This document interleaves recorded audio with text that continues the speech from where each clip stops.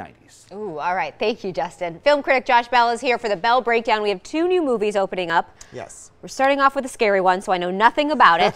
It's all on you, The Nun. Scary movies, not your thing. Not my thing. Fair but that's enough. okay. Lots of people love them. They do, and especially the Conjuring universe. This is maybe the second most popular movie universe after the Marvel universe. Okay. So we had The Conjuring, and we had The Conjuring 2, we had the Annabelle movies with the doll, and now there's a third one coming. But now, before we get the next Annabelle, we have The Nun, and this is a sort of can't wait for that one. Demonic nun, all right. possessed clergy person who appeared in The Conjuring 2 and is now getting an origin story of sorts set in the 1950s.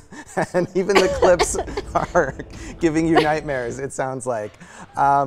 So it's set in Romania in the 1950s. Tessa Farmiga, whose sister, Vera Farmiga, is the star of the Conjuring movies. She plays a nun, and Demian Bakir is a priest, and they're investigating this mysterious, spooky abbey where lots of scary things are happening. And it's pretty generic and vague as far as what scary things are really happening. And the nun, as you can see in these clips, is freaky. We got the video, guys, in the production. We don't need to roll it again. It's some good atmosphere, even though the story is kind of lacking. If you like the Conjuring movies, this isn't as good as those, or even as good as the last Annabelle, but if you just want a few basic frights, it has that. Obviously, you are going to stay far away from it.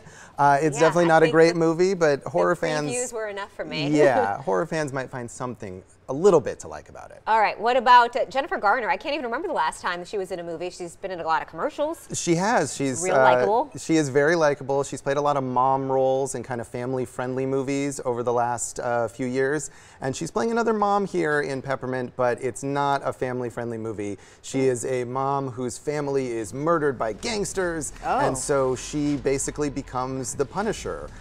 She spends years training and becoming very agile and muscular, and sets out for vengeance against the people who killed her family, as well as their bosses and people who've enabled them. So it's just Jennifer Garner shooting a bunch of people for 90 minutes, pretty much. Surprising for her. That's the only reason I'm laughing. Like, that's not what I would expect her to be in. She got her start on Alias, if you remember, which was a spy show where she did a lot of action and stunts.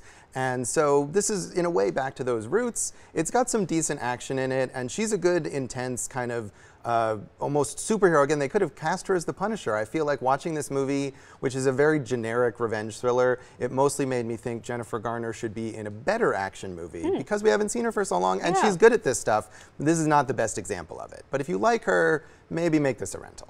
All right. Thank you, Josh Bell.